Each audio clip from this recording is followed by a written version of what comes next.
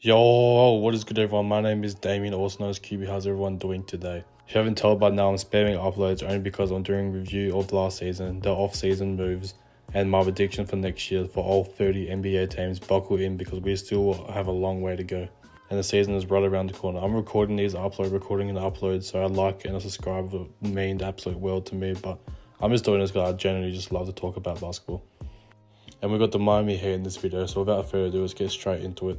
The Miami Heat are continuously known for going on unbelievable playoff runs and Jimmy Butler coming out to be a thing.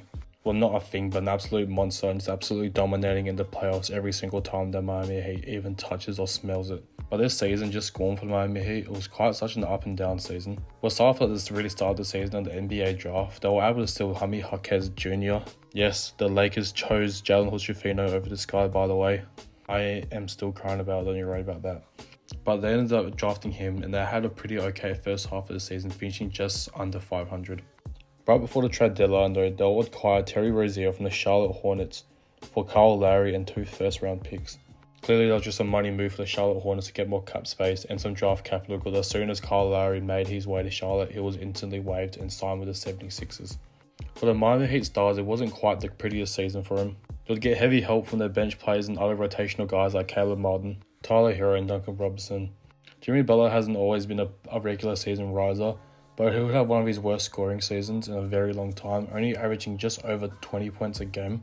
And for someone who's demanding a supermax contract, that's something that he definitely has to step up coming this next season.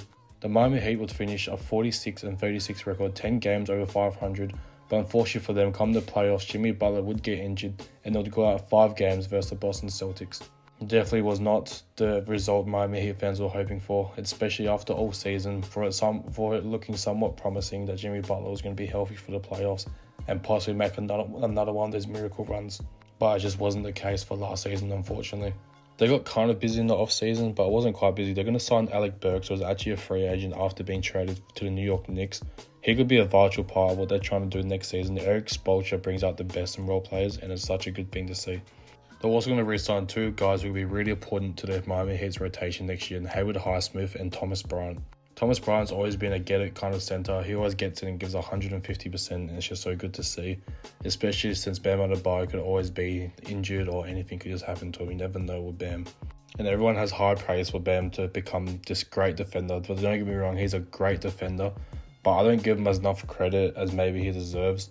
I don't see him as a great defender, and the fact that every single year he continues to finish higher, voting to my favourite defensive player, who's obviously Anthony Davis, is just unbelievable to me. But he's a great defender, I will give him that. But I still think there's areas he can improve in. He can't guard for a 1-for-5, who most of the best defenders in the league can. And he seems to get stuck on the ball a lot when it comes to switches and high pick and rolls. But Bam is definitely a great defender, but I just can't wait to see him clean up those little acts.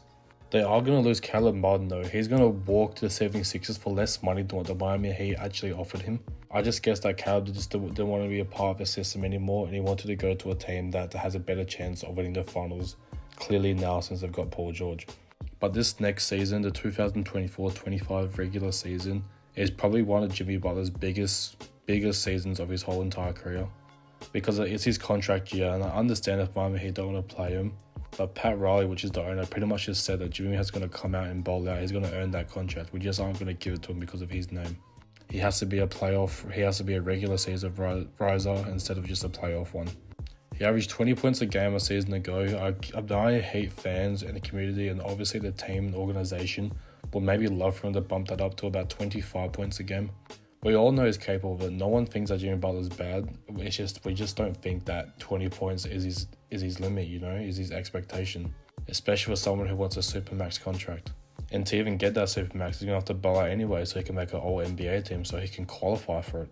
And one thing that's also a bit how you going as well is the fact that they're going to trust Tyler Hero to convert into a full-time point guard, which is going to be very interesting to see because he obviously has the playmaking and the shooting, but we just haven't seen him on full display since he's always been off the ball, catch and shoot, cut to the basket type of guy. Exact same thing with Duncan Robinson. Because it's either going to be Terry Rozier or Tyler Hero, but I've heard multiple things in media day that suggest that's going to be Tyler Hero. It's really hard to pinpoint a starting lineup for this team, but ESPN has this as a ranking so far as a depth chart of what the starting lineup is going to look like. Qybii is also another really interesting addition to the team. He came out of nowhere last year and kind of blossomed into what people think he can be a full-time starter. Me personally, I still think he should come off the bench, but he's looked fantastic so far, so Miami Heat are going to give him a chance. The Miami Heat organization is expecting a big step from Jaime Jaquez as well, which I guess is it's not safe to bet on, but it's also not safe to. If you guys know what I mean, you guys try to know what I'm getting at. He was a late first round pick, so he averaged about 12 points a game last year, and he had some big step up games. But to be honest about the squad, I just don't know. It's hard to pinpoint where they're gonna be in, the regular season when it comes to an end. Because it's really all up to Jimmy Butler if he wants to come and be this regular season riser as well as a playoff riser. We'll have to wait and see that, but that's going to have me do it for the Miami Heat. I'm so sorry that the videos aren't as long. I'm just trying to rally through all these teams. I've not missed out a lot of points and a lot of plays and a lot of stats. I'm so sorry. I'm just trying to get all 30 teams done before the season starts in less than 24 hours, which is crazy. But anyway, this has been your boy QB. I'll see y'all in the next one, which will be very, very soon. Peace.